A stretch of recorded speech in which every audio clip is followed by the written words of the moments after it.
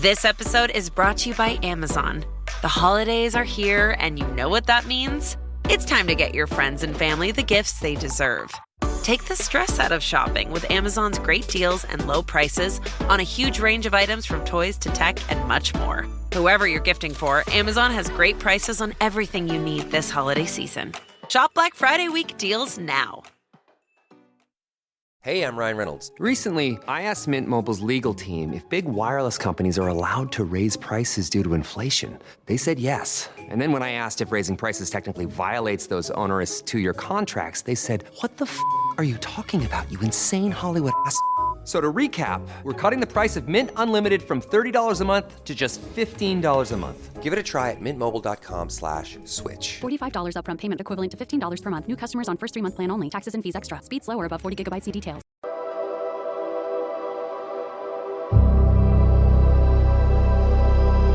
So, special Thanksgiving episode of My Uncle's Escaped Alcatraz, and it couldn't be more fitting because we have a special exclusive interview that Ken did with his mom. His mom is like, how old is your mom, Ken? She is 89. She is 89 years old. She sat down across from you for a good hour and a half, it looks like. And It was. And I'm so glad you did this and you memorialized her testimony about her brothers, because it was really, as I was like basically editing it down, it really was, you get a flavor of what your family was really like and just her perspective. And I think this is something that, you could pass down to generations and generations, as well as your book. But I think it's really important that you memorialized her perspective and what she experienced and her insight, because, and it definitely translates within the book, but it was really interesting to hear it in her own words. She's so cute. Oh my God. So cute. I couldn't stop. I was like, oh my God, she's just adorable. And it's just so, what was really striking to me, and I guess everyone will see, but it's just so interesting. How much she remembers. Right. It's amazing how much she remembers. And also how this international true crime story affected this small, this family in Florida. Right. And how it's just like, how does that even happen? Yeah. It's just such a great story. Well, we got so much material to go over, so I'm just going to start playing. I'm going to play it, and then I did it in sections. And so we'll stop after a section, and then we can talk about it. And there's a lot of material. So if we don't get through all of it, we definitely will have more time to talk about it afterwards. But here we go. So this is what's your mom's name again? Marie. So this is Ken's mom, Marie, and Ken is interviewing her. So tell me about the bank robbery. Wow. Okay, now I was living in Orlando when the bank robbery happened. I think that was in 58. That was in Was that in 58? That was the very first part of 58. So okay. It was like I think the bank robbery occurred like in January of 58. We were living in Ruskin. Okay. We were living on the farm. And Sue and Ronnie was little. Sue born in 54. Ronnie was born in 57. So Ronnie was just a year old when they got in trouble. But Alfred went to live with my Uncle Andrew, that lived in Alabama on a farm. And Alfred loved what he was doing and would have inherited everything that Uncle Andrew had, Uncle Charlie. Uncle Charlie. And so he would go with Uncle Charlie back and forth to the bank when he needed to go. After Uncle Charlie would get paid, and take the money to the bank, because he was a farmer. And so Alfred got the layout of the bank. So why he didn't stay there with Uncle Charlie and do right to inherit what he had one day, because he had no family, no children. And he inherited from the whites that used to live there. They died. He took care of them. Now, was Alfred was Alfred already married at that time? He must have been, right? Because when the bank robbery occurred, he was already married. Oh yes, he was. Yeah, Okay. he met Jeanette in Tampa, out from Lakeland, somewhere in there. So after the robbery, they come back to the house, right? Yes, they did. And that's when J.W. brought Mama a washing machine and brought it in and put it on the back porch. And Mama questioned J.W., where did you get the washing machine? Well, I worked and I bought it for you, Mama. Because he knowed she had a hard time scrubbing clothes. Mama said, well, I don't feel like that you did that. So I want you to take it off my porch. I don't want it to stay here another night. John had to take it back. Wow. Mama wouldn't keep it. She said it was not bought with the good money. And she felt it. She knew about it. Right. And she said she wouldn't keep it. So she didn't know where they got all the money from at that time, but she wouldn't keep it. So later on, Uncle Manning would tell a story too about something that John gave him before they decided to go to Ohio. Oh yes. So what was that story? John gave Man $500 just in case they get caught and needed a lawyer. So Clarence Man put that $500 in his shoe, and it stayed in his shoe until the boys needed it, which they did need it. So then he gives it to Daddy when Daddy goes up there to court to see if it can help him get out. So did you have, so a couple of days later, John and Clarence and Alfred, they get in the car and they're heading to Ohio, to Helen's mom and dad's house. Mm-hmm. Did they ever tell anyone, where they were going? I mean, I know they were going to Ohio, but did they have plans after that? Were they just going to stay in Ohio, or? No, John and Helen was going to California. California. They were going to get married. Okay. Yeah, they planned on getting married. Was Clarence and Alfred going with him? I'm sure they would have. I got you. But that night, just, Helen's husband, Jim, knew about John and Helen. Okay. So he says, I'm not going to lose my wife this way. So he turned them in. I got you. He turned them into the FBI after they left to go to. There you go. All right. So that's the first part. So JW is obviously John William, right? John William. He had a nickname. They called him JW. Most of John the family William. had nicknames. But yeah, everybody refers to him as JW. Mm-hmm. And William, is that a family name? That is. So John William England is his full name. Now, strange thing is Clarence never had a middle name. It was just Clarence England. No middle name whatsoever. Yeah. Robert England never had a middle name either.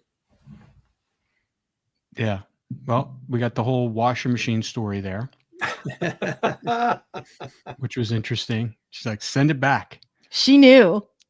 Yes, she did. And it sometimes my mom, I had to kind of help her remember some of the things. I mean, she's very sharp. Yeah. There were a few things that I remember her telling me, and I had to kind of remind her a little bit. And then all of a sudden you could see it in her face. She'd go, oh yeah, that's right. Yeah. Well, I couldn't remember those dates. I mean, if you asked me what happened like 30, 40 years ago, 60 years ago, I couldn't remember the exact date. So, I mean, God bless her. All right, let's keep on going here. Well, I just want to add one comment. She does confirm what Ken has said about Ohio was not their destination. That was just sort of a hiding spot for a while until the heat died down, and then they were going to California. Mm-hmm. So again, the question is, what's in California that they're going to bring their girlfriends and with them and wife for Alfred? to California. Why out there? What's the draw? And then that's the first time I heard that your mom said that John was intending to marry Helen in California. I hadn't heard that before. No, I don't think I had heard that either. I know that John had plans to marry Helen. I just don't know. I didn't know when he was, going to do it. But very interesting that their plans were to go to California, and here Clarence, when he checks into the motel in Ohio, he gives a California address, which is the address that we feel like they were heading to. I mean, why else would Clarence know this address? And it's a house that they would have definitely been heading to. Yeah. There was other thing that I cut out, but was interesting is that not only was one of them dating a married woman, they both were dating a married woman. Both were dating. I didn't know that Ruth was married at the time either. So I think your mom said, yeah, they were fast women. Something like that. But here, let's go on. Yeah. So when they get caught in Ohio and they eventually make it to Alabama for the very first trial, which is the federal trial, from what I can tell, none of the family members went to that trial. Wasn't able to go. Okay. Took money to go with. So no, nobody go. So when did the family, if you remember, when did they find out that, oh my gosh, they're going to try him again, and this time they're going to do it on state charges? Mm-hmm. What was the reaction to the family? Well, Daddy and Man and Mama and my oldest sister Verna, they said somebody's going to be there, so we'll all go. Ones that can. And so they made a trip up there. It was in Alabama. And that was in Alabama too, wasn't it? That was in Alabama. And is that when Granddaddy got the money from Uncle Man to hire them a lawyer? It is. That's when it was $500. $500. Did you go to the trial? No, I didn't go. Tell me some of the things that happened that you heard about from your mom and brothers and sisters that went on during that trial. Well, that was there at the trial. Mm-hmm. Actually, Mama come close to passing out one time, and then at another time, J.W. had problems, almost passing out. This is getting towards the end when they told him how many years they was going to have. And so Daddy tried his best to talk to Uncle Charlie about dropping some of the charges, and he would not. I wanted to stop it right there because I just want to make sure we get some more context here. So Uncle Charlie had a farm in Alabama, correct? Yeah, he owned a pretty good sized farm. I never knew how he got the farm. I just assumed he had purchased it, but it sounded like it was given to him by whoever owned it before. He must have taken care of them. And during the as they're preparing for the season, he grew peanuts. Alfred came over to help him clear the field and work the land, and they were prepping it. And these farmers, or these people who own farms, they would go to the local bank and draw money out or deposit money out, getting it ready for the upcoming growing season. And so that was when Alfred decided, he said, oh my gosh, here's a bank out in the middle of nowhere, a little small town. All this money that these farmers are depositing and the bank is having on hand, getting ready for the growing season. And it was a perfect opportunity for him, at least he thought, to rob the bank. Now, Uncle Charlie is my granddaddy's brother. And it's true, these people, my Uncle Charlie, he was my Uncle Charlie and my granddad, they came from the Depression era. So it was a time when, anybody who had money in banks lost it all, so they were very leery about putting money in banks. And so, like my mom said, when the boys stole from him or from that bank, they took it personally. They actually thought that was my money. It's gone. Now I don't have money to buy seed or whatever they were needing for their farm. So they took it very personal. And it drove a wedge in between my granddad and his brother for years, because Uncle Charlie was wanting to give him the death penalty. He was voted. Yeah, he no, was she one of goes the- into that. So let's just He go was into one of the, okay. Yeah, she goes right into that. I just wanted to clarify that. He thought they had his money, but actually they didn't have his money as much as they had some of everybody else that put some in there. But Uncle Charlie, I guess he didn't know that all that was insured.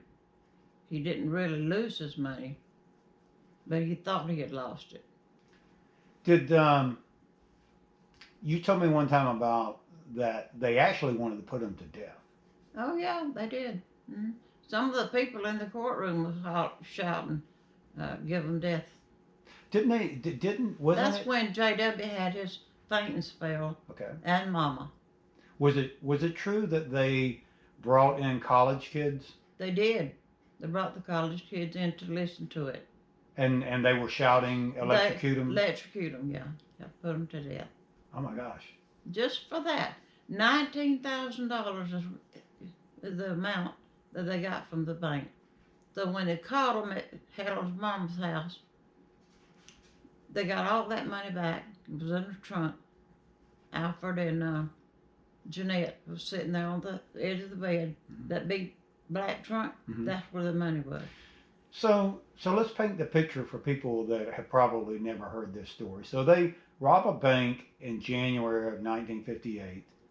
They get caught in Ohio just a week or so later. Oh yeah. They're brought to Alabama in February. They stand trial on the federal charges.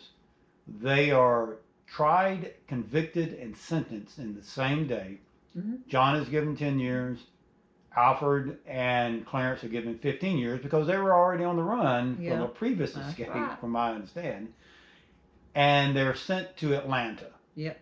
And then just a few days later, the state of Alabama decides that undoubtedly wasn't good enough. Mm-hmm. And so they charged them again for the same crime. Same crime. Brought them back to Alabama and gave them 25 years each on top of the federal charge. That's true. Yep. So I just got through saying Clarence and Alfred was already escapees. So how long had Alfred been on the run? Oh, gee. He was the trustee at Fort Myers, Florida. And they gave him too much rope. So he decided he'd just walk on home. He just left the duty out there one day by the highway where they were working. He was trusted that much. Had a good record. So he used his record to carry him on home again. So then they caught him again. So you told me one time about a story, and maybe this was around Clarence. Who was it that went and bailed one of them out of prison or out of jail, and they were both still on the run? That was Alfred and J.W. got Clarence out of jail. They just walked in there and got him out. I mean, they paid the bail or whatever it was. Done the bail. That's what it was. And they were already looking for them. They sounded like they didn't have any fear whatsoever. Slick. Yeah. Smart thinking. Daddy always said they were slick. So I just got to address that because that's like a scene out of a movie. Yeah. Okay. It really was. You have two on the lam fugitives, right, who are out running around, and then they go bail out their brother. They physically go into the jail. Yes, was it a jail? It was a local jail. I believe Clarence got. I think he got picked up on writing a bad check, or he did. It was something not really that bad, but they had him behind or in the jail cell, and he didn't have the money to bail himself out, and so he undoubtedly made a call, or somehow his other brothers found out about it So Alfred and John go to the jailhouse and pay the bail and bail him out. Little did they know that Clarence was still on the run at that point in time, and so was Alfred. So they were escapees, and they went in and bailed their brother out and got him out. They had stones. They were slick, and they had stones. I'll tell you. Well, they were, from what I can, the stories I've heard from Uncle Man, they had no fear whatsoever. Nothing scared them, and they were not afraid of doing whatever they had to do for their siblings. So, obviously, yeah. It's an awesome story. Okay, so after the state trial, they split them up. They sent Clarence to Leavenworth. They didn't like that. And they sent John to Lewisburg, and then they sent Alfred back to Atlanta. How did Grandma and Granddaddy feel about that? Well, it was bad because they had separated them for the first time they had ever been separated. The boys didn't like that, and they thought, well, the best thing to do is get out of this place.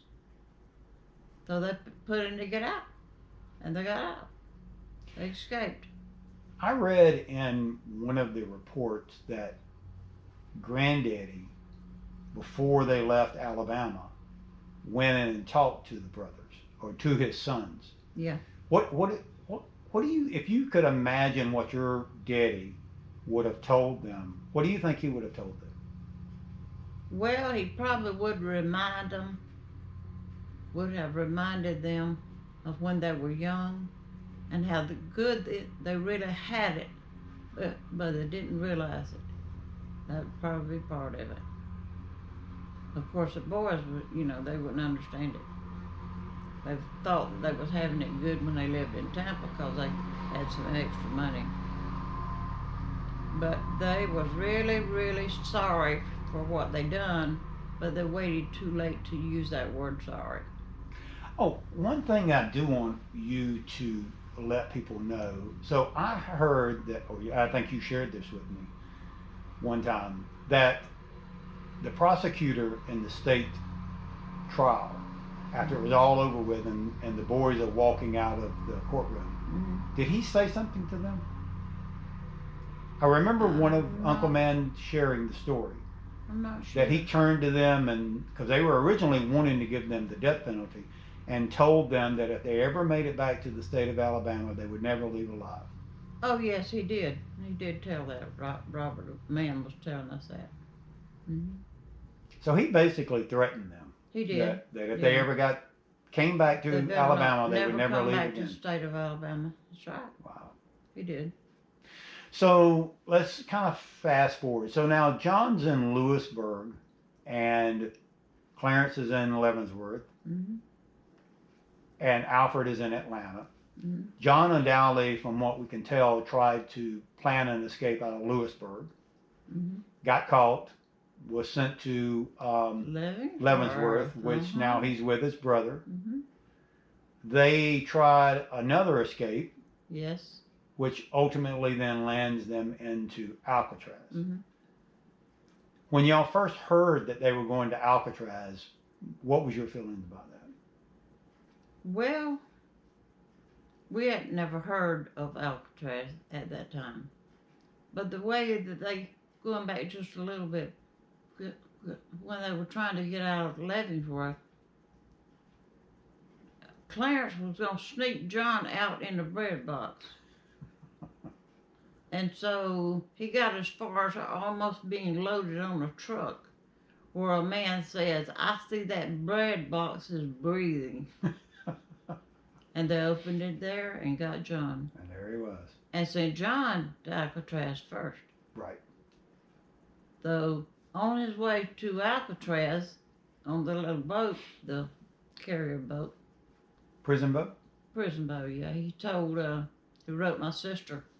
And he said, actually, my sister wrote him after they got settled, asking him about the trip out to Alcatraz. He said, well, it was nice, but we were going the wrong way. Do you think that they were always planning every prison they went to? They were right off the bat thinking about how to get out? Oh, yeah. They weren't to stay. Mm-mm. They didn't like it. They would tell Mama in the letters, we don't like it here. And they really didn't like it there. And they risked their life to get out. So, the letters.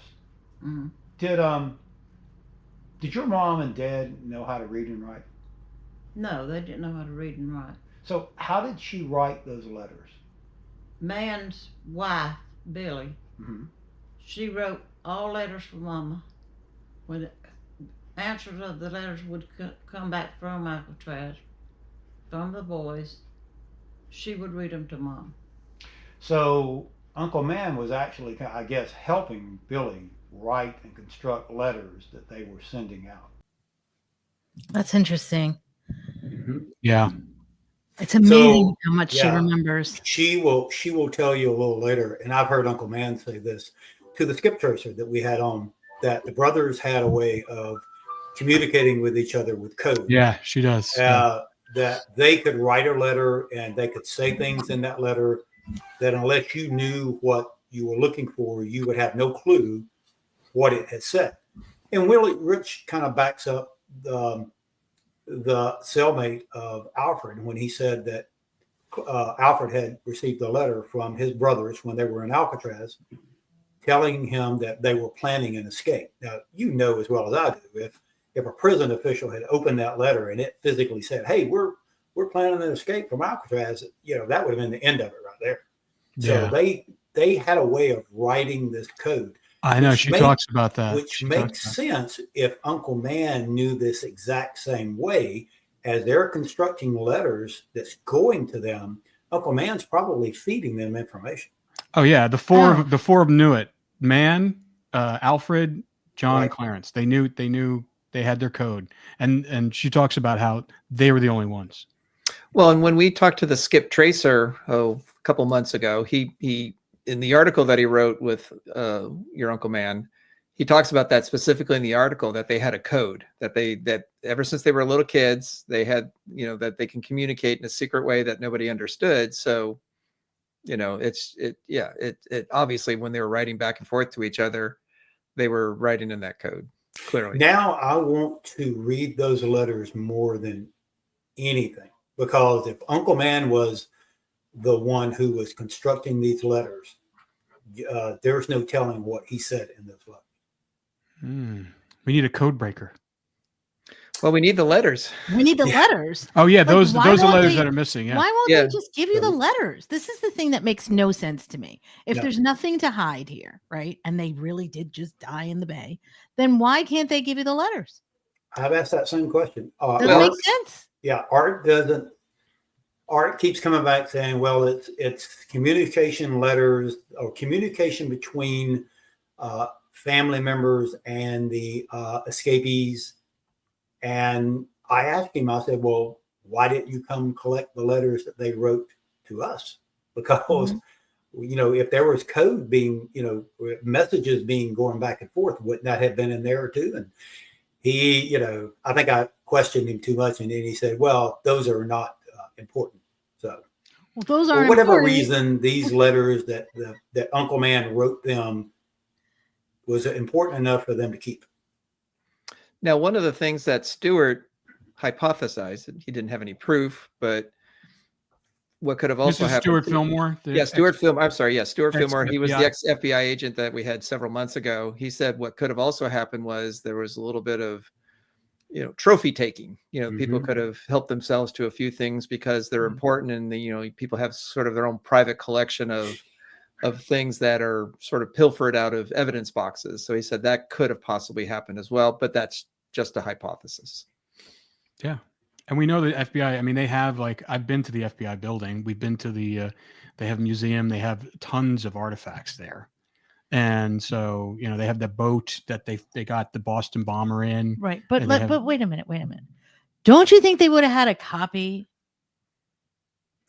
Well, I do know that, and this is the reason why I know they still have them. At one time they told us that they didn't have them, that they got lost, misplaced. No one knew what happened to them.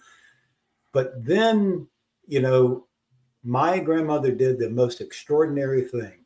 The most odd thing is that she wrote, or it would be Billy, my Aunt Billy, wrote a letter to Clarence on the night of the escape, June the 11th. This dated June the 11th, 1962. It was postmarked in Tampa at 8 p.m. on June the 11th. So it leaves and it gets there maybe a week later. You know, the mail, as slow as it was back then, it didn't have air carrier. So it had to travel across the country. Undoubtedly, it shows up. They're long gone. Okay. They never returned that letter. We didn't even know that letter existed until we were meeting with Marshall Dykes in 2012. We're at that McDonald's that I've showed you a picture, and he's sitting right across from me. And he's been trying to talk the family into giving DNA so that he could test these bones. And he said, this is exactly how he said it. He said, to show you that we're in good faith, I'm going to give you something you probably don't even know exists. And he gave us a copy of that letter. And he also copied the envelope. But my question is, he scanned it in on a Xerox machine because you can see it's been scanned. Well, if he has those letters, if he has that letter in 2012, he has the other letters also. Yeah. Because none of them were ever returned. Yeah, of course they kept them a copy. That's ridiculous. They're not going to, even if someone took the original, they would have a copy. Art pretty much told me on the last conversation I had with him that the U.S. Marshals have those letters. Oh, well, there you go. Now, one of the things that you also see in the FBI report is they took the photographs that the FBI took after the escape. And in the report, there was Xerox copies. You can see the old copy machines used to have the belts on them. If you made a copy, if it wasn't quite big, you know, it was a smaller piece, but you can see the belts because I would use that when they would scan it, kind of feed it through. And you can see the belts on there. So they were using a copy machine to make copies to put in the FBI report. So that sort of goes with your point about you have the original and you make copies and, you know, to have duplicate information. So hopefully if some of these letters have disappeared over the years for whatever reason, that they're elsewhere, that they can be retrieved some other way. Yeah. Yeah. And, you know, to me, I mean, I would love to have their originals, but if they would just give me copies of them, if they would just allow me to read them, that's all I really kind of care about. Mm-hmm. Now, I would love to have all of our photographs. I mean, I'm in one of the photographs. My sister is one of the photographs. Which photograph? Well, so in each of the letters, a lot of times when the family wrote them, they put photographs of family members.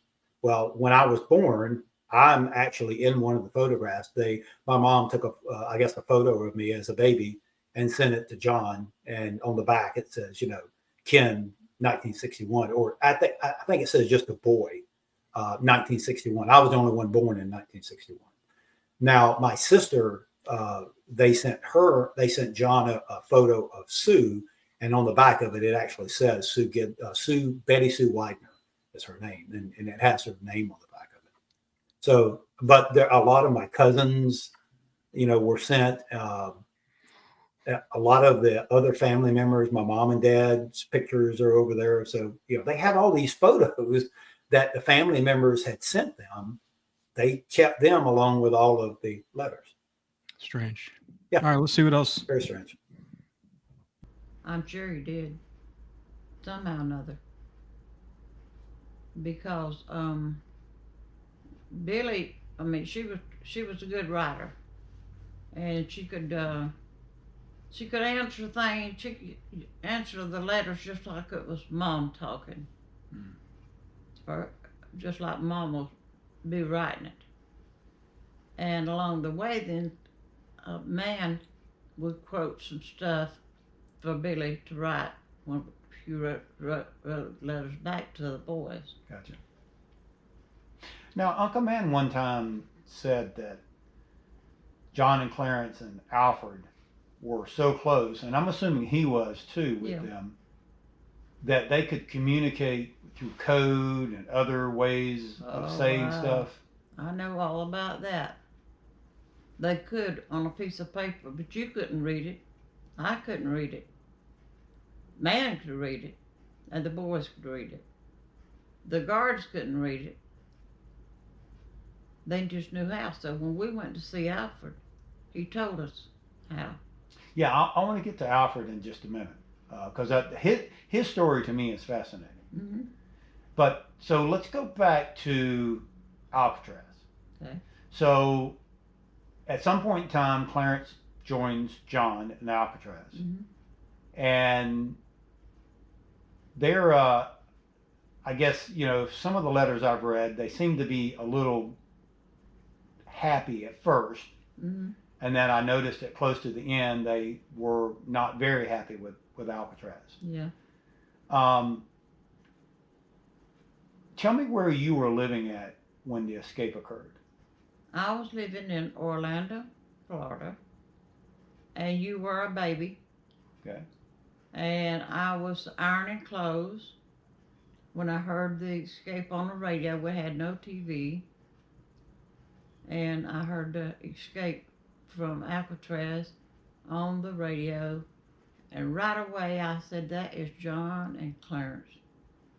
I'll grant you, I told myself. I couldn't wait to come in from work where I could tell him.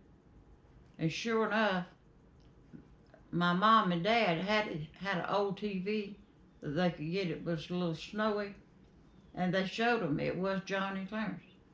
Now, you told me when you first heard it that you picked me up and we went next door and you watched it. Oh, yes, I was thinking, I've seen this on TV somewhere.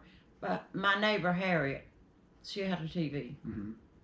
And we watched it right there, and it was John and Clarence. What did you think when you saw your brothers on TV? I knew that was them. I just knew they weren't going to stay out there. Because they'd already said, through some letters, that man understood, but nobody else didn't. That they were not going to stay there. The grass is greener on the other side. I remember reading that, one of them. So, what happened, like, as soon as the escape occurred? Did the FBI show up in Orlando, or do you remember some of the stories that Uncle Man told about what happened? I mean, right after the escape with the authorities? Well, the FBI just swarmed our house.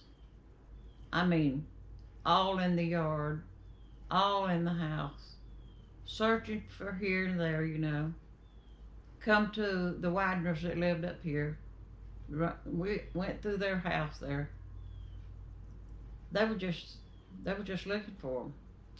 Was Uncle Man and Aunt Billy living with Granddaddy and Grandma at that time? They were living right there with Mom and Daddy. Do you remember the story that he told about when they came in the door the first time and he was going to get up and leave? Oh yes.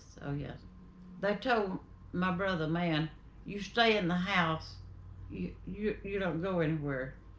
Man looked at that FBI and he said, look, you're looking for my brothers, not me.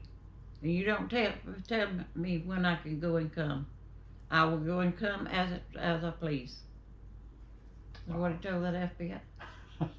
And Varner, I thought was going to have to hold her down to keep her off of one of them. Really? She was about to jump straddle one of them's neck. She was hot. She was not happy, huh? Oh, no. She was not happy that they had Mama's house surrounded with FBI. Well, Mom and Daddy's house was a center of attraction right then. I think just about everybody lived in Ruskin and around Ruskin come riding by to check out the Anglin house. Did they think that John and Clarence were going to come home? I mean, was that the reason why they did that, you think? Not hardly. John and Clarence knew better than to try to come home at that time. They got a little brave later on, but they wasn't going to come around. So now John and Clarence have escaped. Mm-hmm. What about Alfred? Alfred was still in Atlanta. I think he stayed put. I don't think he ever tried to escape, did he? No, I don't think so. Didn't he try to go the legal way? He tried to use the ACLU to help him overturn what they Absolutely. considered to be He the. wrote to a lawyer, and there was a lawyer preacher that come to our church, and I told him about Alfred, and he said he would visit Alfred, which he did one time, I think, and but he never did get on the case for some reason. But Alfred didn't give up on himself. So, was there anyone other than Uncle Man who went to visit Alfred when he was in prison in Atlanta? Okay, yes, we made a trip. It was Mama and Daddy, Robert, Man. Mama, Daddy, Man. Was this after the escape or before? I'm not sure. Okay. It was before the escape or after. Could have been after. Because Alfred was concerned about him. So he wrote Mama pretty regular. Alfred did. And of course, Billy was always right, answer back. I just want to talk about, just because it sounds like they went up there a couple times to see Alfred before, or actually right after the escape, where Alfred really didn't know what there was, and then that second time they went for Christmas time when you were there. Does that make sense? Yeah, well, I had to help her kind of remember a little bit. Mm-hmm. So a little bit later on in the conversation, when I asked her about that there was a report that Uncle Man came to see Alfred right after the escape, and she remembered that then, and that was in Atlanta. And then Uncle Man would visit him again when he got transferred to Kilby Prison in Alabama. He visited him in November of 1963, the first part of November. And then my mom and my dad and me and my sister came to see him in December, Christmas time in 1963.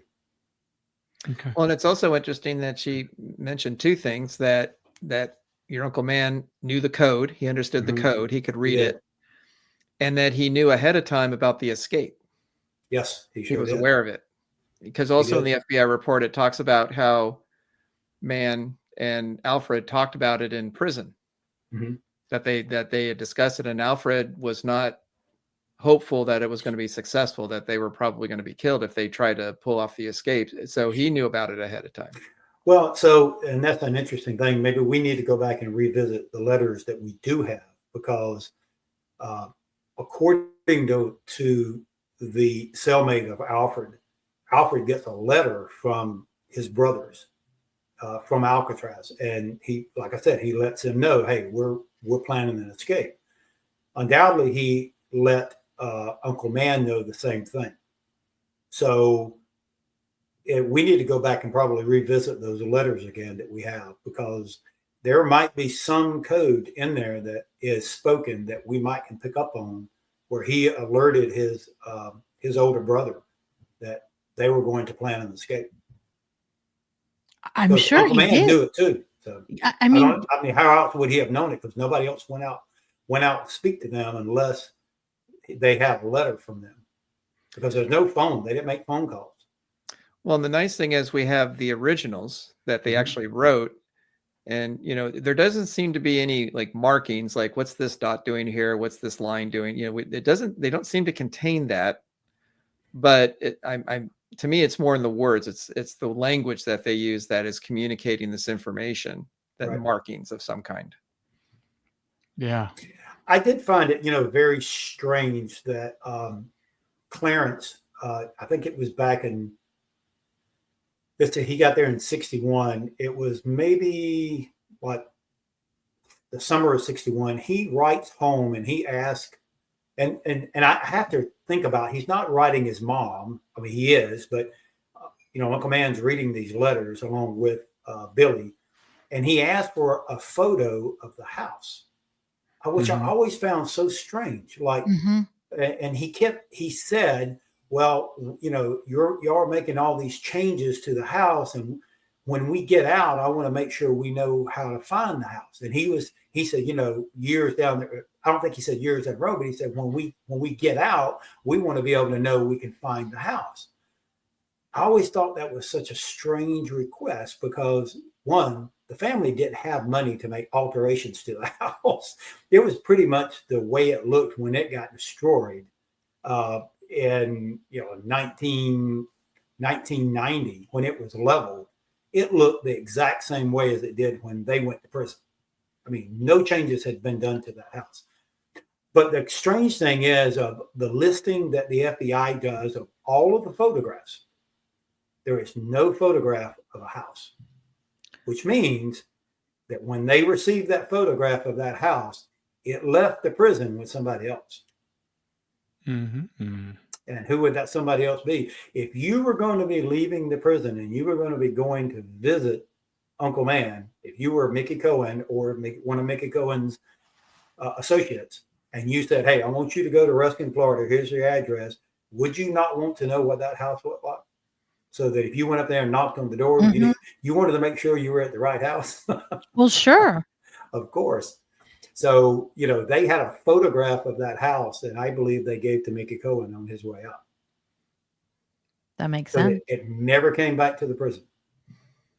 Was not in the letters, was not in any of the photos that are listed by the FBI. And it wasn't in that packet they found in the water either. No. And that's the thing. Like, they were growing weed for him. It's not like they didn't have a relationship with him. It was not like it is now. People were not growing marijuana. That was just not something people did. And if they were good farmers and they could do it well, they were valuable to Mickey Cohen. Now, it would be kind of interesting if we took these letters, the individual that we had that was over the Ident TV, he talked about how that with AI, he has the technology to take words and look at them differently than what me and you would be reading. Maybe we ought to allow him to take these letters and scan them in and see if there's something inside that doesn't make sense. Do you think it could have had like invisible ink or something in it? I don't know. They just seem like they were always doing these Houdini things. Yeah, I mean, because that was the one thing you told us about the letter that was embedded into the horse leather wallet or whatever it was, billfold or whatever it was. Yeah, it's it's possible, but all of these letters that they wrote their mom would have been checked by the prison guard. So if there was a separate piece of paper in there, maybe it could have gotten through. I really believe it's a series of words. The way that they say something is meaning something to them. I think the Ident TV guy would be great to look at that. I think he might help us in identifying if he could find some type of an anomaly with those letters. And could be something as simple as like those word scrambles that you see in the way they wrote it, and it's just like an alignment of certain things, or it very well could be. I mean, I wish I knew what that code was. Yeah. Crazy. I remember going with them to see, I'm thinking it was Alfred, could have been Clarence, when it was real cold weather. I'm not sure if that was that time or another time, but they were able to go see him in Atlanta. So Uncle Man goes to visit him in Atlanta. The reports that were coming out in the newspaper is that John and Clarence and Frank Morris, all three drowned. And so and I'm assuming y'all read this in the paper and y'all heard it. Oh, yeah, all of it. How did y'all feel about that? How did you feel about that? Well, Daddy, I remember Daddy saying they didn't drown. He'd already seen them in, he said, I said, and they said, was a vision. That he was fishing when he had that vision. And he's seen them all three out in the water. He knew that was life. Did you think that they had survived? Oh, yes, I did. You never doubted that they Never doubted that they drowned it. No, never doubted it. Never thought they drowned. So- Mama said they didn't. even Grandma said that. That's right. She said they didn't drown. Was there any members of the family that ever thought that they never made it? Not one. Not one. Mm-mm. They knew they were good swimmers. They knew they were good swimmers. So let's go into Alfred a little bit. So Alfred is in Atlanta. He's only there for maybe 5 years out of a 15-year sentence. And then all of a sudden he's transferred to Kilby State Prison in Alabama. Did he ever tell you why he got out so early out of his federal time to go to Alabama? You know, I never did understand why they moved him. Okay. Because Kilby was considered a bad place, worse than Atlanta. Yeah, and see, that was in Alabama. Mm-hmm. They were not ever supposed to show their face again in Alabama. Right. So They didn't like him over there in Kilby.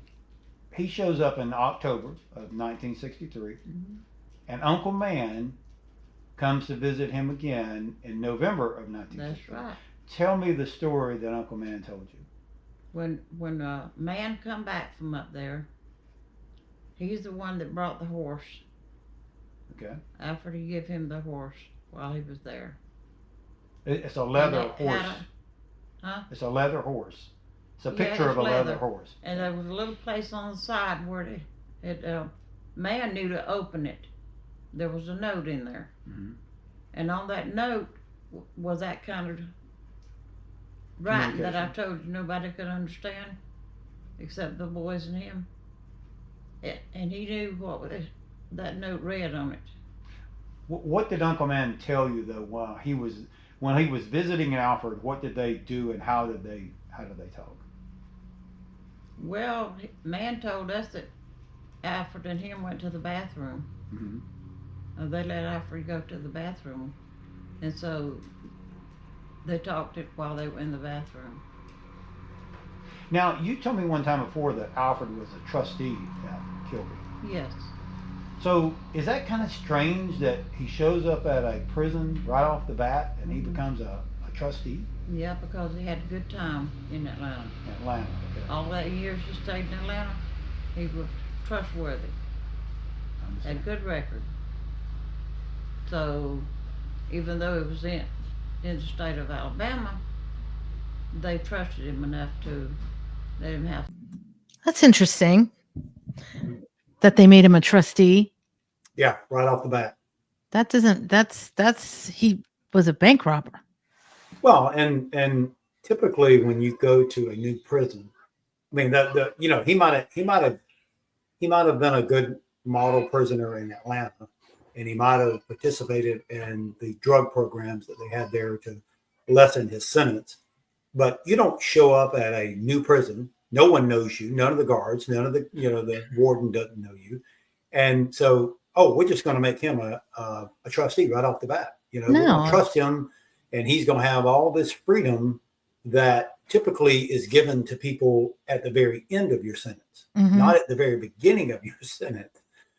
And we know that he is a trustee because, like I said, on the night of his death, the way that the FBI reads, okay, this is January the 11th, and it's raining. We're talking about in the middle of December, so it's pitch black dark outside. Okay, the way the FBI read is that they were hiding in a closet, him and this other man. This is how it reads, at 8:00 at night. Now it's dark. They're not in their cells. There's no sirens going off. Don't you think that at that time of night, that if someone's not in their cell, that your alarms are going to be going off? Of course. So they don't break out of the closet or leave the closet till 8:30. Now, 30 minutes they've been, it's pitch black dark, and that's when they try to escape, supposedly, and Alfred is killed. And that's when they notice that an escape is occurring, is because the electrical line sets off a trip, which then a guard says he noticed, and they, ran in and found Alfred halfway out the window. But my question is, how are you out of your cell? Well, it would make sense if he's a trustee, right? Because if he's a trustee, he probably has more freedom than most prisoners. But was this after the escape? Yeah. Yeah. So it's like, no. I mean, if he wasn't in his cell, I'm sure there would have been an alarm. Number one. Number two, the fact that they're saying he got electrocuted doesn't make any sense, because you said that when his body went back to Florida, they said he wasn't electrocuted. Well, and also too, now the way that they said that he was electrocuted was that when he was going out of the window, his shirt got caught on the windowsill, and he raised his back up to loosen his shirt, and his back came in contact with the electrical line. Well, anyone kind of knows that, if you were hit electrical line, let's say if it's here and I raise up, what's the first thing it's going to do? It's going to push you down, right? Yeah. I mean, you're not going to stay there. It's not going to hold you in midair. If you fell on top of it, that might be different. But so he hits it and it comes down. I'm just not so sure that would have killed you right off the bat. Well, depending upon the wattage and the voltage there, but also there would be burn marks. Right. There would be something on his skin, especially since his shirt got stuck. Like, it doesn't make any sense. And, we'll play her video where she basically says the mortician or the at the funeral home basically says he was beat. You can tell he was beat. Yes. This was not electrocution. He was not electrocuted, because it would have been burn marks. Yeah, the mortician, I mean, he clearly told my Uncle Man, he said this man had not been electrocuted. He had been beaten to death. No. Well, your mom's fascinating. Oh, I'm great. so happy. We love it. We're only like halfway through this, so I think we should save it for another time, because I really think she gets really deep into some of the other stuff that you asked her about when we get talking about Fred Breezy. Exactly. So I don't want to. There's more to come, people. I mean, just hearing it from Ken's mom's mouth and how she's recalling all this stuff. I mean, she's reliving it. And when you see the video, you can see she's just kind of like her eyes light up at certain moments. And it's fascinating, and it's just, and it's so interesting because the movie with Clint Eastwood has no perspective on the family, and to hear her like with her baby, and hears on the radio that there's been a breakout at Alcatraz, and she immediately knows that's her brother. That's her brothers. I mean, I just think that's the story. That's the movie. I mean, you don't have that perspective. We don't know that, from the original Alcatraz film. That's why your book is so fascinating, and that's why this story continues on and on. Yeah. And your mom is amazing. Thank you for sharing her with us. Yeah, and I know you had concerns about it, but like, she's on it. Yeah. She's all there. That's fantastic. She is.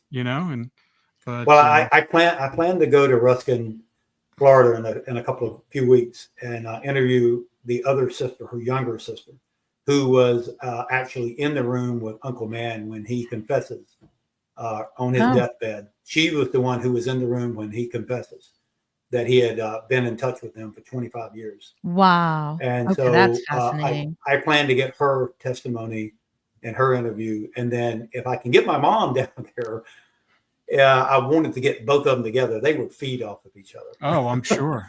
Of course. I'm sure. But well, great. We'll see if I can make that happen. So. That's awesome. Well, we hope you guys have a happy Thanksgiving. Happy Thanksgiving. Yeah, great Thanksgiving too. And then we'll pick this up next week. And we got some other people coming on next week as well. So we're still keeping this train rolling. And then hopefully you're going to have that visitor coming after Thanksgiving. So hopefully that'll happen. I'm going to double check with him after Thanksgiving to make sure he's going to do that. Sounds good. All right.